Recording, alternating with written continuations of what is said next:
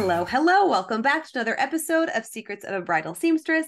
Today, we get to hear from Dee Dee Anderson from the Anderson Academy, and she's talking about her online courses, her mentorship, her one-on-one mentorship that she offers her students, and most importantly, something really exciting that is happening in the month of January that you're going to want to register for. All these links are in the show notes below, but it's just a really fun conversation. We get off track a little bit and we talk about some rough stories, times when we've had some mistakes with clients and how we've gotten through those situations. So it's definitely entertaining. So thank you, Dee Dee, so much for your time.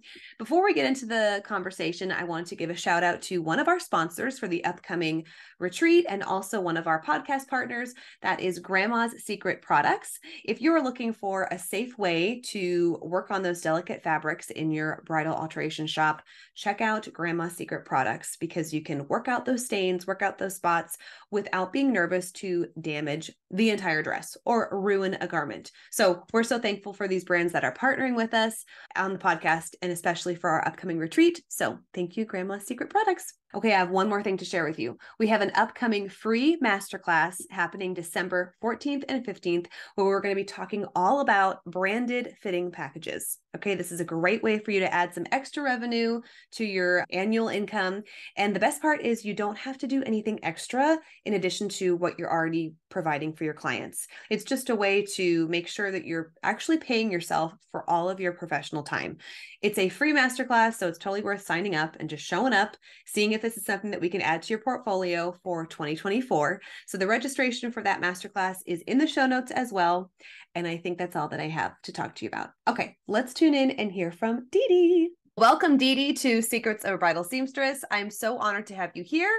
And I know that you have some exciting things coming up the next couple months, but I would like you to just start by talking about Anderson Academy and sharing with the audience what you started and what led you to start Anderson Academy years ago. What is it like to work with Anderson Academy? Is it all one-on-one? Do you send out like pre-recorded courses? How does that work if there were somebody listening wanting to get involved with your courses? Well, there's level 1, 2, and 3, and each level has a series of videoed classes, and you have homework with each of the classes. You have homework, and then you pass off your homework with me on Zoom, or sometimes you can text it with pictures and just text me. And pretty quick into the classwork, I try and encourage them to start working with bridal shops and actually doing it. And they're a lot of times they're like, no, I want to graduate from level 3 before we even attempt that. And I'm like, no, we're going in, girl. And you're like, I have you, like I'm in your pocket. So get Right. the clients while I'm with you. Yeah. I've got your back. Well, and my graduate students every once in a while will email me and say, I have got a funky dress. I've still got they're always welcome. Not my children, but I'm always their mentor. That's a nice way. Yes. Some of them are my age. It's not, but yeah, so it's not something that goes away, because there's always going to be weird stuff. Right. That you need a second pair of eyes to look at when you've got the basic skills. I agree. Yeah. Those designers. So tell us, like, what is the ratio between like the pre-recorded classes and then your one-on-one time with your students? Okay, that's a very good question. There is probably about 10 to 15 hours of recorded class per level. Oh, wow. Per level. Oh, my goodness. Oh, there's a lot. Wow. By the time these guys are done with level 3, I consider them a master bridal alteration seamstress. They know their stuff. But the Zoom time is very much, some of them need lots of Zoom time. And some of them actually go through pretty quick without as much. I would say Zoom time at least 5 to 10 hours. And some of them that need more, they get it. And I don't even want to talk about how much they need, because it's personal, and whatever they need is what I give. And it's like each of us kind of have our own things where we kind of get stuck with, you know what I'm saying? It's like, and I know there are things that I'm still like, oh, I hate how this is still a struggle for me, even though I've been doing it for years. You know what I mean? It's like, we're each going to have our own like things that we It's need the true. extra help with, so you can't really predict who's going to need the extra time or whatever, extra course time, And whatever. right. And also, who knows what dress they're going to come upon. Mm-hmm. And whether we're still taking classes or they're a graduate, they still need that help and Yeah, that things. open door is Yeah. great. And Yeah, sometimes they need business advice. Things evolve and right. things like that. And And things that you that's can't very important. anticipate until you're in it. Like, okay, I Right. wouldn't have had this question a year ago, but now that I have like a full book, my books are full and I'm seeing a new problem. Now I have this question that wouldn't have come up earlier. So Yeah. when you're working with women who are like in like the building process, anticipating the business launch or learning the skills, gathering the Mhm. skills, and you mentioned this, like you encourage them to work with the bridal shops, in the moment instead of like waiting till they Mhm. graduate. But what do you see as like a common fear that women struggle with or your students struggle with before launching, or maybe even like a common like inhibitor that's like holding them back from moving forward? Do you see a common thread there? Oh, Yes. no pun There- intended, but that was a good pun. Yes, there is a common thread. I would say, number one, they're intimidated by the idea of approaching bridal shops. And Yes. so in level one, very first level, part of their homework is going into bridal shops and Hmm. talking to management. Wow, But good. I'm also setting them up for success by saying you don't ever go on a weekend. You never bring children. Hmm. You come on a Tuesday, Wednesday, or Thursday, and you make an appointment. You bring Yeah, flowers or chocolate. So I'm setting them up for success with that. And right. Yeah. I think my students are all come back surprised at how nice people are to them and how Hmm. open they are to, yes, please, I do need a seamstress or, things like that. And interestingly, something that I make them work on with their homework and is important to me with their Zooms is how do they feel in that shop? Do they feel intimidated? Does the manager, how does the manager talk to the sales girls? Hmm. Because that's pretty much how they will treat you. Right. And there's more work than we can do, and they need to be selective of who 100%. what shop they end up working with. And I want Hmm. to not have a scary situation. I Hmm. had one darling bride. Of course, the shop wanted her and sent her home with work. And she just had a bad feeling. And I'm like, okay, trust your gut on that. And Hmm. to some other shops. It took her about 3 months to get paid for that little bit of work. And it was like, okay, your gut was right, wasn't it? Wow. Most Yeah. definitely. And that's the thing. I want to make sure they're comfortable, but also that they're aware that they don't have to, just because someone wants them to work for them doesn't mean they have to. Right, right. And I love that that's included in your education Yeah, is that's how homework. to feel, how to sense the room, like feel the vibe in the room. And it's Yes. so true. Each store does have it's part of their brand. You know what I mean? And we Yes. kind of hear stories from brides too, like, oh, I shopped at this store and it was kind of like I got this feeling. And then I ended up at this shop that was great. As you become more seasoned and like the clients that you attract, what shop you attract just by being your own Right. brand. But you don't know those kind of things when you're first getting started, So I love how Right. you're teaching your students like here are like the nonverbal cues to look for Right. who walk into And a shop. and frankly, each personality is different in as Hmm. far as what they are comfortable with and what they are not. And so Yeah. it's not cut and dry. This is what you should look for. It's like listen to your gut. Hmm. How do you feel about this? And do you feel like this is a good fit? That's a Yeah. big part of their homework. Hmm. And on level 3, they have to do a business philosophy that we put up on their Awesome. graduate page. And Hmm. so by then they should have that. But I would say the other really big deterrent of people is they're intimidated by the dresses, which is another reason I want them to get started right away. They can Yes. get some from thrift stores and we can work and practice on those. But they get excited about this when they actually are doing work on the dresses and getting paid. All of a Right. sudden, ding, ding, ding, ding, Yeah. I can get paid this much, and they'll be like, pricing is a big thing we go over. Oh And yeah. they're like, no, we can't really charge that much. And I say, you must. You Yes, yeah. must. Mm-hmm. I don't want you getting the clients that are bargain basement. Mm-hmm. And this is your chance to set your reputation. You cannot get a reputation for being the lowest one in town. Yeah. Don't, you do not want those clients. Right. And this is a fresh start for you. I don't want you having to climb out of that reputation Mm-hmm. and the mean people that you are going to attract. And so Yeah. I really have to work with them on pricing, but the sooner I get them into it, the sooner they realize there's a big demand. Mm-hmm. And the longer I had one, she was, she's, I think she's a better seamstress than me, but I know the bridal skills and she is learning them and she's one of my students. And I was noticing her social media and I said, I don't see the word bridal on there. She's like, oh, I'm the mother of the bride queen. I am the bridesmaid queen. I said, we need to change that. Your skills are capable of bridal. Oh, I'm a little intimidated by that. I don't think and I'm like, no, no, no, no. We're Mm-hmm. done with this. You have the skill. You do it. And I made her pull off everything bridesmaid, everything mother of the bride, and just put bridal Wow. alterations on her social media. Mm-hmm.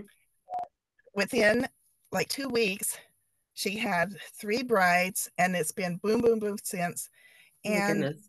her accountant said, whatever you're doing, keep it up. Because, I mean, you know the difference of pricing on Right. bridesmaids for bridal and Right. it's her time. And she was just stunned. Yeah. And all of a sudden, life was so much better for her as far as her time being compensated well. Right. Right. And there she was doing all those stupid bridesmaid hymns. And it was like, no, And it's no. it's kind of like it can be intimidating thinking like, okay, well, these are all going to be new skills, but really it's like similar skills just applied to different dresses, but you're Yeah. still using the same skills that you know. She, You know yeah, what I she mean? had great skills, and there are some that you need to learn. Right. And but I think you also need to learn that you're worth the price and you need Mm-hmm. to, so there's a lot on the business end. Yeah. And I always encourage my students to try and get as much business and sewing education from wherever, from me, from Mm-hmm. anywhere. I mean, there's lots of good classes that they can be taking Yeah. And because, that ongoing education is important because, like you said, yes, things evolve, like dresses evolve. Like, okay, this is a new style that's coming down the pike. So then, like, what skills do I need to improve on to tackle this kind right. of dress or this designer? And I think we've all kind of seen trends of new designers popping out with lots of jersey. And I'm like, no. So it's going to just take a new skill set, and we can't say that we're just like, okay, I'll ready to go, done and done. I learned the things, I'm ready to move on. So It people who are doesn't happen. listening, or, even as your clients are inquiring to work with you, like and you've already given us some great advice, but somebody who's just considering coming into the world of bridal alterations, like what's your general advice for somebody just interested in this industry? We're hearing the buzz that like we need more seamstresses to step up, but obviously it can be a little intimidating, like, hey, working with brides or getting in the wedding industry. But what advice do you give people who inquire about this new career opportunity? I think something they can do on their own without joining the academy or anything is just get a wedding dress either from a thrift store or from a friend that doesn't mind, and just get inside it and Mm-hmm. pull it apart and look at the inside on how they're made and see how you feel about that once you've seen the inside and seen how Yeah. those seams are put together, and just be curious about it. I think it takes a certain breed. So bridal alterations and alterations in general are more of the creative problem solving Mm-hmm. brain types. And there are amazing seamstresses that must have a pattern and sew from Mm-hmm. scratch a pattern, and and they their brains work that way, and there is a beautiful world for them too, Mm-hmm. but struggle with bridal alterations just because you have to be very confident in your brain and the problem solving, because there's so many different ways. And Right. so, kind of analyze what kind of seamstress you are. Mm. Are you the type that is okay with, well, let's see what happens if I do this? Let's see. Yeah. Or are you, it must be Yeah. done so that my home ec teacher would have given me an A on this, That's actually really good advice. And I think, as some women enter into the world of alterations, then it's like, actually, I love the design piece or I love the customs piece. Like you find your niche, you find what like gets you out of bed in the morning, and it may not be what you start with. You know what I'm saying? Yeah. Right. You can And be open to it changing. one thing about bridal alterations, getting out of bed in the morning, I know you can relate to this. There is a rush season. There are times when we have too much. And that's another thing that is really great, having a mentor, because I talked to him about don't overcommit. Don't, and figure out how much you can do. Don't overcommit. Realize black hole dresses happen. Black That hole kind of, dress. Oh my and goodness. Absolutely. ah, Oh, oh, oh, the yeah, stories we could tell. yes, I'm sure. That could be a podcast episode in itself. Share But your black hole dress. But I really feel like, especially their first couple years when they Yes. don't know what to expect and Hmm. don't know how to say no because they're so excited to finally have work. Oh yeah. And it can get defeating if you overbook, and Hmm. it's hard to get up in the morning when you have too much work and Yeah.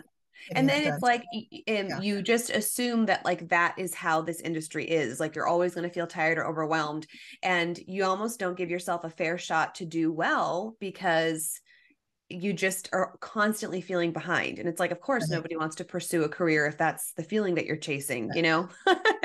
So to right, start slow. And yeah, I remember, especially my first couple of years, like not seeing the red flags or not knowing what to pick up on when I would have inquiries, and I would just take anything and anyone, and learned quite a few lessons that way. Even before bridal, I remember one time, like this is when I first opened up just to do general alterations, and somebody mhm, contacted me to put new Velcro on cloth diapers, and I was like, okay. So she dropped off this like garbage bag full of cloth diapers, and it was a pain in the butt, and I'm like, oh my goodness. And then you had to like, it was anyway, but I was like, okay, well, it's money, and it's so funny, I have this little journal that I still kept, or I've kept, for years, and every year since I started doing alterations, well, I stopped keeping track in my little journal probably like 4 or 5 years ago, but it was like I would mark how much I got from each job and then like what I got each year. And it was really fun to see the progression, because then I was thinking back to like when I very first started and the stuff that I accepted and then what I charged for that. I'm like, oh my goodness, like yeah, quite the learning curve, but you just learn. It's like, okay, a it's lesson true. learned. And like I said, it was fun to track, obviously, the progression. And then looking back, like, oh my goodness, I would never accept that now. But Right, you don't know till you it's true. accept the cloth diapers. I I think that's the best part about mentoring.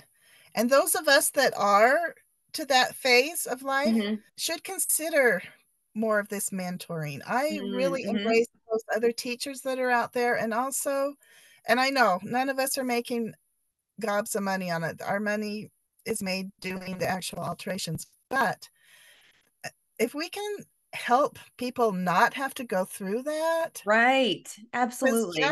yes, I know exactly what you're talking about. And Hmm. uh, And just the and lessons learned that like we just didn't know. And I didn't have anybody. This was back in like 2013, you know what I mean? 2012. Nobody was sewing on Instagram. You know what I mean? Like I didn't really have a right, connector, like, or somebody to talk with. Like it was, there were some women in my neighborhood or, in my town who were like seamstresses, but I didn't even know that I wanted to get into bridal sewing. And I was doing like custom quilts. I was like, I knew I wanted to make money sewing, but I didn't know where that was going to fit in. And I was, teaching at middle school at the time. And it's like, you just have all of these like questions, but nobody to go to for it. I don't know. It was a rough time. So now I'm definitely like, okay, let's make it simpler.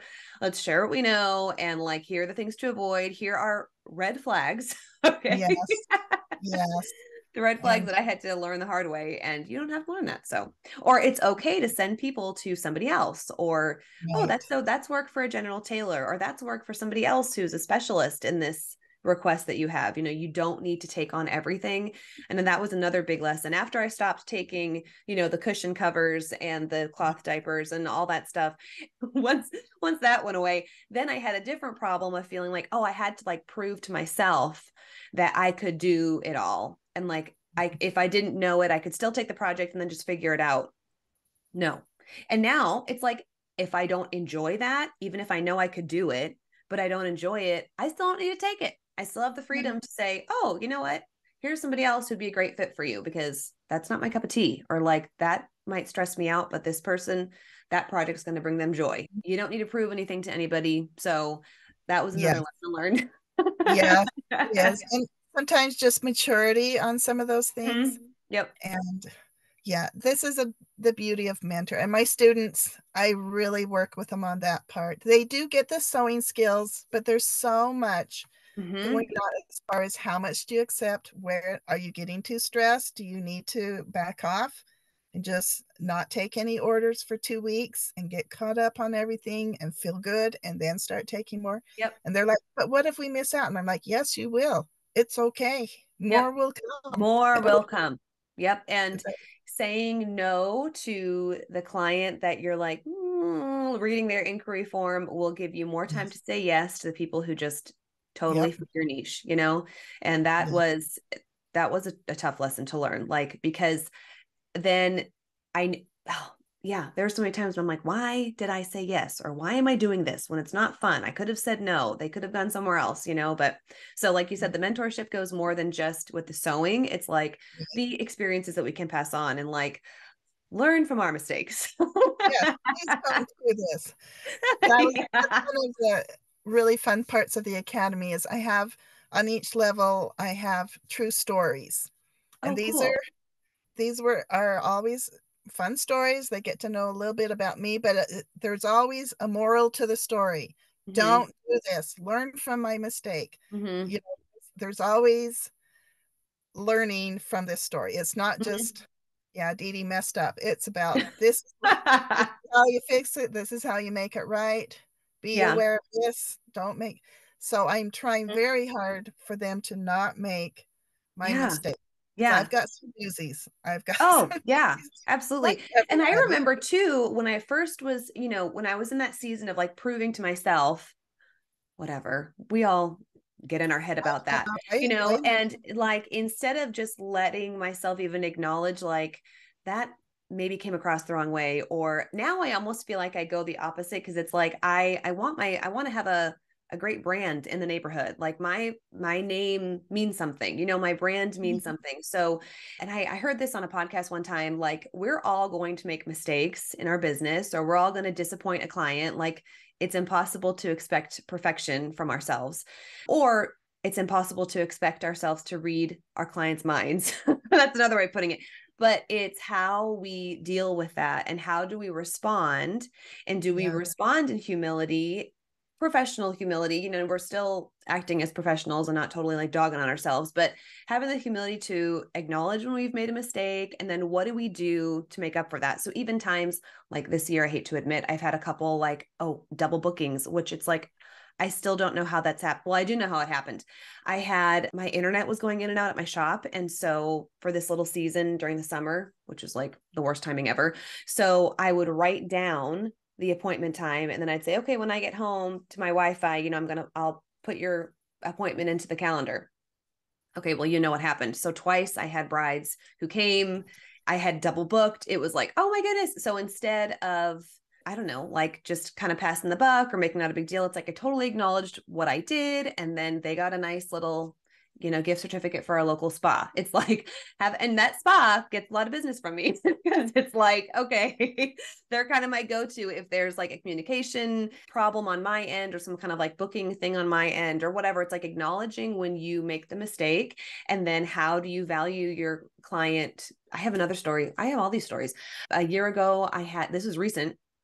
I had a client who had a corset back dress, and she had the dress was beautiful and it came with a corset. And so she left with the dress, everything was all good to go. Well, she calls me the night before the wedding, and she says, I don't have like the panel that goes behind the corset, like, and I'm like, yes, you do, because I put it in your bag. Like, there would be no reason for you not to have this panel. That's what I'm thinking, right? But I'm like, okay, I'll check the shop, and she was getting married about like an hour away. So she's like, can you check? And then you can meet my parents tomorrow morning. And I'm like kind of rolling my eyes because I'm like, girl, that panel is in your bag. Well, I go to my shop that night, like 9:30 at night, and the panel is in my shop. Like, it is it's in the back room. And it's like where I put like the veils or the accessories that I, have to steam or whatever. And I'm like, why did I put this here? And I hate to admit this, but a part of me was like, what if I didn't tell her that I found it? You know what I mean? Because I was like so embarrassed that, like, why do I still have this thing? It was like really embarrassing for me. But of course I didn't do that. And then I called her, I let her know that I had it. I met her parents early the next morning, and then she got a day at the spa.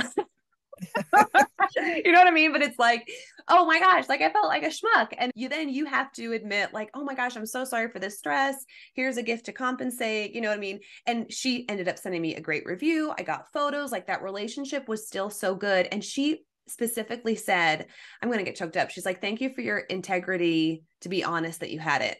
Because she knew that I kind of had to eat crow a little bit to be like, oh gosh, it's in my back room after I said, I don't have it, So those things matter. And like, doesn't matter how seasoned you are, there's still going to be like, unintentional mistakes or miscommunications. And what do you do to still honor your client and acknowledge when those things happen? So that's another I think it lesson also learned. helps them, like my students, it eases their mind that, because they are afraid they're going to make a mistake, and see how you handle it.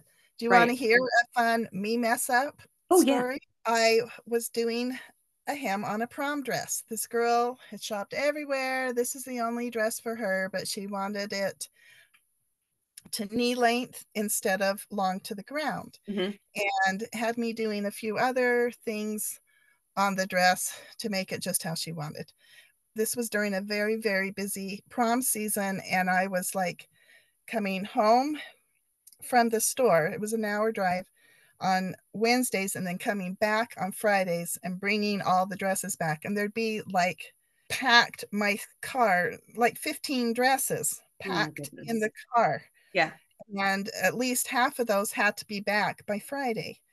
And so in a very sleep deprived 3 a.m, Oh my Thursday, goodness. well, I guess it would be like early Friday morning, point of view of frame of mind, I measured from the waist down on the skirt instead of measuring from the hem up from the skirt, and cut.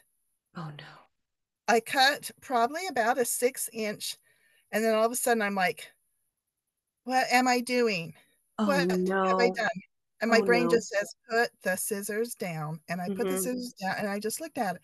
It was way too short, way above her crotch. What was I thinking? Just cut, center front, center front. No. Because I had folded it in half, I'm going to just cut through. Oh my goodness. So I cry, and I decided to just put it to the side, and I finished another dress that I needed to and went to bed and cried and prayed. And the next morning I got up Well, this early was the about same 5. morning, because it sounds like you went to Yes, bed at like really 4. got Oh my up, gosh. and I just carefully mended it. It was blatantly there. It was there. But I mended it so it didn't look screaming. It was there. And I finished the rest. I did hem it correctly. Did the rest of the alterations on the dress. I called the store owner, and I told her, I just ruined a dress. I just want you to know what's going on. I will be buying them whatever dress they want. Store. Just thought I'd let you know. And if they wanted it at a different store, I'll buy it from a different store. I just ruined the dress. And she said, I will pray for you. So I had lots of prayers. I got in there, just the whole day, my hands were just shaking. I Oh was so yeah. scared. I've never done something that bad before. And they finally came in. And as soon as they came in, I went right to the door and I said, I need to talk to you. And I took him in the back Mm-hmm. and I told him, I said, hey, I ruined your dress. And Oh I my am so gosh. sorry. And I start crying as I'm talking Oh, to them. oh. And they're like, it I can't want be to that cry bad. right now. Listening to you. Oh my gosh. They're like, it can't be that bad. And I said, no, it really is. Oh. And then I told them, okay, I will buy you a new dress wherever. If it's at this store, fine. If it's a different store, fine. I will buy you a new dress. They said, well, let's put it on and see how it looks. Well, the girls like, oh, I love how it's this shorter length now. This is just what I wanted. And I said, well, here's some suggestions I have, but you don't have to take, I will get you a new dress. Mm-hmm. And one of them it was a black and burgundy. And I Mm-hmm. said, what if we put black, like 3 stripes of ribbon going down around Mm. the shirt? I said, if you don't like these, I had a few other ideas as far as adding a layer of tulle over top of the skirt, Mm-hmm. different ideas. And I says, but if you don't like any of those, I will just buy you a new dress. You don't have to try and make me feel better. I Mm. just, Yeah. and they said, well, I really like the idea of the ribbon stripes. Oh, And I said, cool. so I sew the ribbon stripes on. They come back and they said, oh, I said, it does look nice, but if you don't like it, my offer still Offer stands. still stays. I will buy you a new dress. You have to love this, or I'm going to get you a new dress. Yeah. Okay. So I totally owned it. They Yep. did love it. And you know what? They wouldn't, after that, they wouldn't shop anywhere else. They had to have Hmm. me do their alterations. When Wow. this store closed, they would drive an hour and a half up to my house to have me do their alterations because they said, I wouldn't trust anybody else but you. I know you'll be Wow. honest with us. I did her wedding dress. Mm-hmm. I mean, Oh my you know, goodness. Yeah. 5 years That's later, like such a story of redemption that you did her well, wedding dress. it is that they trusted me with their wedding dress. Yeah. They it was a lot more about my integrity Mm-hmm. than Totally. about the mistake. I think Right. people will forgive you if you're humble and you own it. Mm-hmm. And I think if you get defensive and sneaky, Yes. even if they don't say anything to your face, Yep. behind your back, you have completely disappointed them. I think so And too. they may never say anything to you, but actually, no. And your confidence just bombs when Oh you're yeah. trying to be sneaky and hope nobody notices. Your Mm-hmm. confidence is gone. Yeah. Just point it out, just show them, say I'm so sorry, take some off of the dress or what, Yep. Yeah. Oh and yeah. move forward. Yeah. That was a really good story though. Thank you Oh, for sharing. I hope to never ever go through anything like that again. Oh my Anytime I goodness. now have a tape measure, I am always, am I going from the bottom or the top? And Well, and I do think it was the time of day or the time of night, whatever you want to yes. call it, that affected that. Well, and that was a lesson too. And that's Yep. another lesson that I teach them in this class, because I tell that story and I try not to cry. I still cry when I watch some of these horrible videos. Is that don't overcommit. Yep. That they aren't saying, please do my dress at 3 a.m, Right. half out of your mind. No, Right. they're trusting that you're going to do competent work with a Yeah. well-rested mind. Mm-hmm. And it's not even honest, really. Right. Be Right. doing more work than you're capable of. That's a really good point. Because there's So, no way to give 100% with that. I have kind of like a little like schmucky version of that story because when you're telling that, I was like, oh my goodness, this was like my first year when I was doing alterations, and somebody brought me a bunch of jeans, and he's a family friend, so he doesn't listen to the podcast, but he'll still go unnamed because he doesn't know this still. He had a stack of jeans and he has very, very short legs. He has a 27-inch inseam. Okay. Yeah. And so I was like, oh, I was on like my 7th pair of jeans and I cut one leg like an inch and a half too short. And I was like, what did I I don't even know what I did. I don't even know. I know what I did. I wasn't paying attention. I was like listening to music and I was like, not paying attention because I was going through his stack. Well, they still had like the tag on them. They were like brand new American Eagle jeans. So I just ordered a new pair of jeans. I had them like rush delivered. So they were the most, expensive pair of American Eagle jeans ever purchased. And then I just redid it. And so like he never knew. And then I still have that piece of the bottom of the jeans that I cut off. I still have it in my drawer at work because it's like, you did this and you could still do this again. So it's like, keep you humble. Yeah, like slow down because you may have to buy a new wedding dress or something. I don't know. It's just a nice little reminder. But like that, it was lucky that I still had the tag so I could get away with it. And I'm going to tell him the story one day because it's a good story. But yeah, like it is hard, but we are humans, and it does. And the thing is, I think people will forgive us if we're humble about it. I think so too. I think that makes such a big difference. The attitude behind it. Yeah. Okay, well, that was a nice little, I love that little rabbit trail. I think that was going to be very helpful for listeners. But you have something else that you share with your community in addition to Anderson Academy, or it's sponsored by Anderson Academy. So tell us what is coming up in January for listeners to sign up for. Yes. Every January, this is my annual symposium, 2024 symposium. In January, it's going to be the 2nd through the 6th of January. And this start year, to the new year, right? So you're still easing into New Year's, new goals. Yes, new goals. And also, it's a time where bridal alteration people actually can breathe and have time. And I made the mistake of thinking I should do a big thing like this once in March. What was I thinking? I don't know. And by the time I was done with it, I was like, never again. And all the cute ladies that were on it were sitting there sewing and handwork while they listened. Making it work. Yeah, so January, it will always be in January. January 2nd through the 6th, and it's an online symposium. It's free, which is important. Yeah, that's awesome. Very free, and so it's very fun. And this year, the theme is making connections. It's all about connecting with our other seamstresses, our bridal shops, designers, bridal designers. When you said about the knit linings, I had a conversation with my girlfriend Barbie about knit linings. She's a bridal wedding dress designer. Okay. Barbie, I hate your linings. No, everyone loves them. They're so soft. Yeah. Yes, it feels like they're wearing pajamas. They're wearing a nightgown. Yes, the brides love it. She says the shops love it too. I'm like, the seamstresses hate them. And I explained to her about being a voice for us, Dee Dee. Okay. Yes, I said they run. They will run if they're stretched, next to a seam. They will run. It's really hard to get them to lay flat because they're kind of lumpy. I explained. I did. I pled our cause. I said, please, it's so hard. This is after I just changed out 15, I think, necklines for her.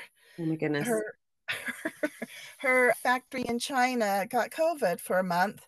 And so the new line she was having come out for market in a few weeks was not going to make it in time for her to go to market. And so she needed these new necklines. Of course, lots of square necks, because you know how square neck is. Well, for 15 minutes, that's going to be in style, and some lower cuts and things. And so I was redoing all these necklines on that stinking knit. And it was a joy, a treat. She owes me big time. She knows it. She was very grateful. But yeah, that was. But you have a bunch of other names with your, like, who are your other speakers? Or maybe that's a secret. I don't want you to have any spoilers. But how many speakers do you have for this? Well, let's see. Brenda LeBolt is going to have a couple of videos, and one of my favorite videos of hers is when she tours that lace place. in New Oh, York. yes, yeah. Love it. So she's going to have a video about the backstory on that. Mm-hmm. And also, I'm taking my favorite chapter out of her book that she has, and she's letting me put that on, and then she's going to elaborate a little bit more Oh, on that's that. awesome. That's great. Brenda's always been so kind. Mm-hmm. My very first symposium, she let me use one of her YouTube videos on off the shoulder. She has a great one for off the Yeah. shoulders, and it really went along, and she was so kind and generous. Yeah. So I've got Brenda LeBolt, I've got Barbie, my wedding dress designer. I've got, let's see, who else do I have? I have another, Brenda Breitenmoser is another bridal alteration teacher, which I Oh, love. cool. She came down and filmed a bunch of stuff, flew down from Canada to my house to film. Wow. I laughed so hard. She's so funny. And it was just great filming with her and doing stuff. I've got Brenda. Who else have I got? Oh, I've got some shop owners, bridal Oh, shop owners. great. That's a great And perspective. yes, we want theirs. I've got Deepika from Pattern Review, Oh, and okay. really excited about her. I've got Mimi Jackson, one of my favorite people. She is findadressmaker.com. Mm-hmm. Yes. And she is awesome. I want to take her tour. She does tours Yeah. in the Fashion District in New York, and I really want to take her tour. Oh, I've got Adrienne Oh, Gonzalez, classic. We love like her. my favorite people in the whole world. She has You just did a been, cool dyeing, fabric dye thing with her. yes, and she's Yeah. been on a lot of my symposiums. She has been so kind and supportive. I just love her so much. And I've got great sponsors for the door prizes. Door Ooh, prizes, love door they're the prizes. same ones every year. They support me, and I appreciate them so much. We've got WAWAC. They have been on board with me right from my first symposium, and Oh, that's I awesome. remember when they called me, the WAWAC ladies, Rebecca, and called me. I was actually in a fabric store, and she said she just wanted to support my business and do this, and I started crying Oh, because I'm yeah. like, who does that? Calls me back, and I've got Wow. Diana Casey with Sewing Lady. So She is fun. always Yes. a sweet lady, Hmm. and she is sponsoring the has door prizes for us, and also Lace and Company. Oh my gosh, they've Oh, been with me forever, awesome. and right from the start too. They've been great sponsors. Oh, Yeah, that's awesome to hear. so Yeah. we've got really fun door prizes, and You got a considering great lineup. everything to go, Yeah. the door prizes are for the Saturday webinars. I've Okay. got live webinars on Saturday morning at 10 Mountain Time and 6 p.m. Mountain Time. Hmm. And the same people, my guest panelists, will all be on, and we'll be discussing making connections. That's But awesome. from the January 2nd to the 6th, there's all these videos about Mhm. making connections and things like that. And plus the chapter of the book from Brenda LeBolt. And also, Mhm. I've got a chapter out of my book that's in there that really connects well with trying to make connections. Just a Mhm. lot of videos and things like that for Oh, that's people to do awesome. I can't believe on it's free. their. Well, it's free. Well, the reason it's free is, first of all, because we need to be a community and we Yeah. need places to come. I'm Yeah. not going to lie. I'm going to be honest. In order to register, you need to send me your email. But Hmm. I do want you to know I use that email, first of all, to let you know when things are, Yeah. let you know when the coupons are going to expire, because there's a lot of coupons that go on that are with the, Oh, coupons. Yes. yeah, I Yeah. love it too. And also, so that next year I can invite you again. I don't Oh, spam it, that's so I don't fair. sell your email Absolutely. or anything like that, but I let you know next year, hey, this is, Yeah. I'll use that email list for the next Yeah. year. Yeah. So, Well, so that's so yes, exciting. Okay. that's Well, what's in it for me. yeah, absolutely. And so we're gonna have that registration link in our show notes. So if you're listening and you're like, Yes. oh my goodness, I want to be there, I'll be there. So make sure you register. Yes. And so it sounds like you have like the Saturday are the two live, the webinars that you Right. want to get to live to get the door prizes. But the rest of the Most, week there are like pre-recorded things that we can tune yes. into. Oh, Yeah. that's so cool. All Okay. pre-recorded. So at your leisure, when you have the time, We're probably still in our jammies by that point. I know that I I am. I think feel so. like it's It's like sweet. January 2nd, who's evolved? And where we don't, yeah, exactly. Yeah. I think That's, and also you've got a link to my past symposiums, so you kind of have an Great. idea what to expect. That would be great. Yeah. And then So, also, we're going to have this information for our listeners if they're interested in working with you one-on-one. So we have a link in our show notes for those of oh you who yes, are interested in that one-on-one work with Dee Dee. And then your Instagram is Anderson Academy, yeah, correct? Okay. So I we're going to think link so. that up too. And yeah, so yeah, the Anderson Academy, the past symposiums, and signing up for this year's symposium. Yeah. So That's very exciting. okay. This is like a Yeah, perfect time to chat about all this stuff so we can make sure people get registered in time. So thank you yes. so much. What are you most excited for 2024? I have Final made a question. New Year's goal to spend June, July, and August at my cabin. Whoa. Okay. I That's have huge. never even come close to having that much time up there. And I've made it a goal, and I keep saying it out loud. And I think the more I say it out loud, Mm-hmm. the more it's going to happen. And now you have a whole podcast community to hold you accountable.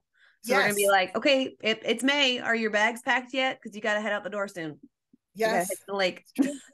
It's true. I'm going to do it. I Wow, am. that is so exciting. Oh my goodness. That's a very lofty goal. That's awesome. But you It deserve is. it. You I, built this up so you could spend time at the lake I house. do that. And Mm-hmm. yes, I'm going to do it. And it means I'm charging more for my sewing, and Mm-hmm. I'm going to work very hard up until May 31st. Then I'm And out you're of out. here. Yep. You got your stack of books and heading to the lake. Well, it was True. such a joy talking with you. And I loved how you shared, your passion behind Anderson Academy. And also you were vulnerable enough to share the not so glamorous moments that Yeah. we all love to hear. Like we love to hear those stories. Like, okay, we're all human. So it was just such an honor chatting with you. So thank you for your time today, Dee Dee. Thank you so much, Nadine. You are a doll. This is really fun. My pleasure. Thanks for listening to today's episode. If you like what you heard, please subscribe and share this podcast with a friend. And if you're feeling really generous, leave a review. Thanks, everyone.